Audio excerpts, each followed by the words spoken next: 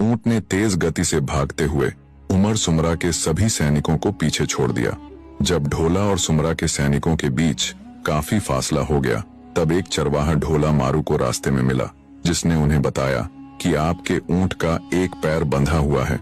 ढोला ने तुरंत रस्सी को काट दिया और वो रस्सी उस चरवाहे को देते हुए बोला, अगर उमर सुमरा हमारा पीछा करते हुए आए तो उसे ये रस्सी दे देना और कहना, ढोला के ऊंट ने 3 पांवों से कठिन घड़ियां काट दी हैं, अब उसके चारों पैर जमीन पर है। इतना कहते हुए ढोला ने ऊंट को हाँका तो वो तेज गति से दौड़ते हुए हवा में तैरने लगा।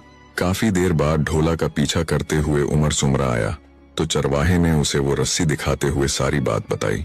चरवाहे की बात सुन उमर सुमरा अत्यंत निराश हो गया और चुपचाप वापस अपने घर की तरफ चल पड़ा। उधर ढोला अपनी पत्नी के साथ नरवरगढ़ पहुंच चुका था। वे सुस्ताने के लिए कुछ देर बाग में बैठ गए। ढोला मारू को देख भागा भागा बागवान राजा नल के पास गया और उन्हें शुभ समाचार सुनाया। इस शुभ संदेश के लिए राजा नल ने बागवान को बहुत सारा इनाम दिया। बाग में ही उत्सव का आयोजन किया गया। रानी दमयंती खुद अपने बेटे और बहू को लाने के लिए बाग में आई। रानी दमयंती ने जब अपनी बहू का मुखड़ा देखा तो उसके सौंदर्य की तारीफ की और मुख दिखाई की रस्म में 10 गांव मारू को दिए। पूरे राज्य में खुशी का माहौल था। शुभ मुहूर्त में ढोला घोड़े पर सवार होकर पत्नी मारू के साथ राजभवन में प्रवेश करते हैं। सहेलियों द्वारा मंगल गीत गाए जा रहे थे। डुमनियां बधावा गा रही थीं। 32 प्रकार के वाद्य यंत्र बज रहे थे। हर तरफ मारे खुशी के नृत्य हो रहा था। स्वागत के बाद ढोला पत्नी के साथ अपने पिता से आशीर्वाद लेने पहुंचा। फिर वो अपनी नई पत्नी मारू को लेकर महल के एक आलीशान कक्ष में ठहरते हैं। थोड़ी देर बाद रानी मालवण भी आ जाती है। तीनों बड़े ही प्रेम से साथ साथ बैठ जाते हैं। मालवण ने नई रानी के रूप सौंदर्य की तारीफ की और ढोला से मार्ग के किस्से पूछे।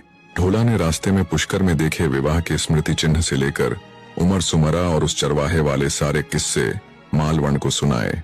अंततः रानी मालवण भी इसी सोच के साथ सब्र कर लेती है कि राजाओं की कई कई पत्नियां होती हैं। रानी मारू भी यहाँ आकर अत्यंत हर्षित थी। आखिरकार उसका सपना जो पूरा हो गया था। तीनों में काफी देर तक हंसी मजाक चलता रहा।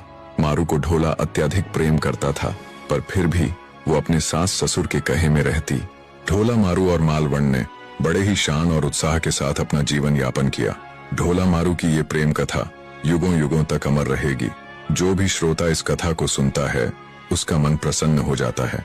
कहानी में अंत तक बने रहने के लिए मेरे सभी प्रिय दर्शकों का दिल से धन्यवाद। आप केवल एक दर्शक नहीं, बल्कि मेरी इस जर्नी में शामिल मेरा परिवार हो। शुक्रिया।